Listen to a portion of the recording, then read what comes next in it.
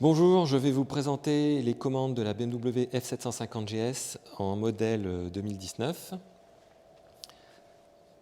Donc, on va commencer par le côté gauche. Donc ici, nous avons une gâchette qu'on tire pour les appels de phare et qu'on pousse vers l'avant pour les pleins phares. Donc on la pousse vers l'avant avec le dos du doigt comme ça et on la tire pour les pleins phares. Ce bouton, c'est le bouton qui sert au feu de jour. Alors, lorsqu'on a le petit A ici, ça signifie que automatiquement la moto va basculer en feu de croisement lorsque les conditions seront plus sombres. Dans tous les cas, que vous ayez le petit A, le petit symbole ou pas, il y a toujours quelque chose d'allumé à l'avant de la moto. Ici, donc on a le bouton T-Warning, pas de problème. Le bouton menu, donc on peut appuyer vers le haut ou vers le bas. Donc lorsqu'on appuie vers le haut, c'est la ligne du haut sur laquelle on intervient. Donc on a le kilométrage de la moto, trip 1, trip 2. Trip A, le trip A se met automatiquement à 0 tous les jours. Et donc là, on a le menu de réglage de la moto. Les trips journaliers, pour les mettre à 0, il suffit de maintenir appuyé le bouton vers le haut. Lorsqu'on appuie vers le bas, c'est la ligne du bas donc, sur laquelle on intervient.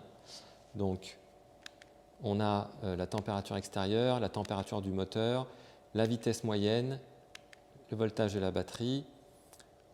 Donc ça, c'est un temps de route, c'est-à-dire un temps pendant lequel la moto est effectivement en route. Pour le mettre à 0, comme pour les autres compteurs, on maintient appuyé et on le met à 0. On a également la date, l'autonomie. Il y a deux consommations moyennes. Donc même chose, pour mettre à 0, on maintient appuyé. Et il y a la consommation instantanée. La consommation instantanée est en litres par heure lorsque la moto est arrêtée. Elle passe en litres au 100 km lorsque la moto est en route. Et donc voilà, je reviens à la température extérieure. Ce bouton, c'est pour donc l'ABS et l'antipatinage. Les voyants d'ABS et d'antipatinage clignotent jusqu'à ce que vous fassiez quelques mètres. Ils vont donc s'arrêter de clignoter au bout de quelques mètres. Ça veut dire que l'ABS et l'antipatinage fonctionnent correctement.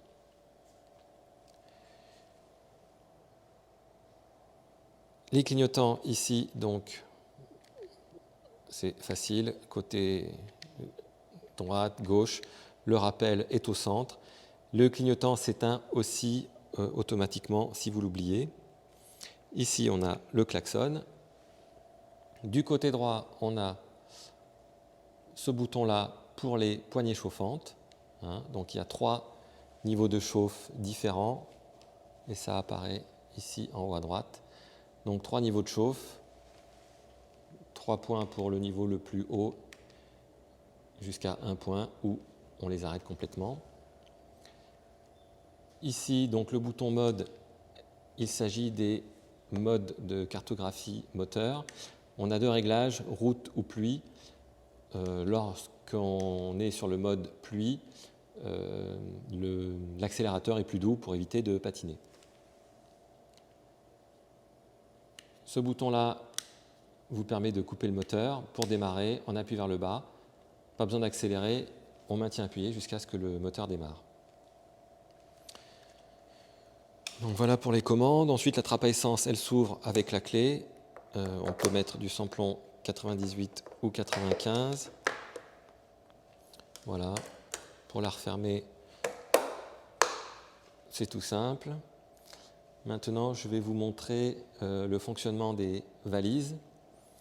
Alors, lorsque vous quittez la moto, il est important de bien verrouiller les valises. Donc, lorsque les valises sont verrouillées, le bouton jaune ici est bloqué et donc on n'accède pas à l'ouverture.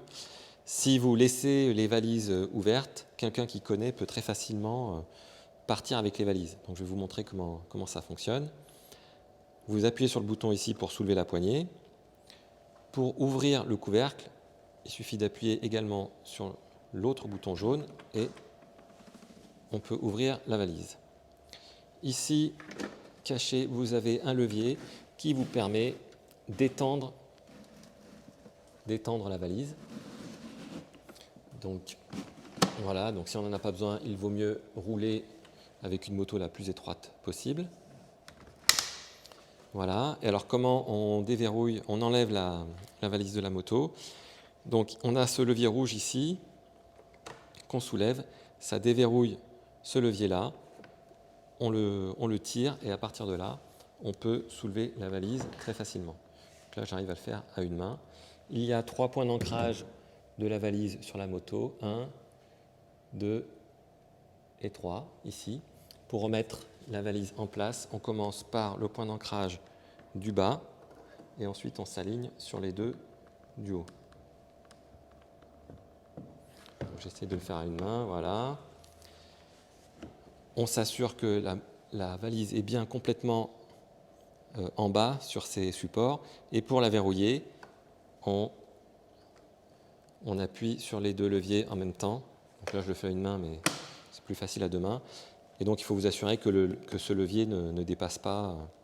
Et dans ce cas-là, la valise est bien attachée à la moto.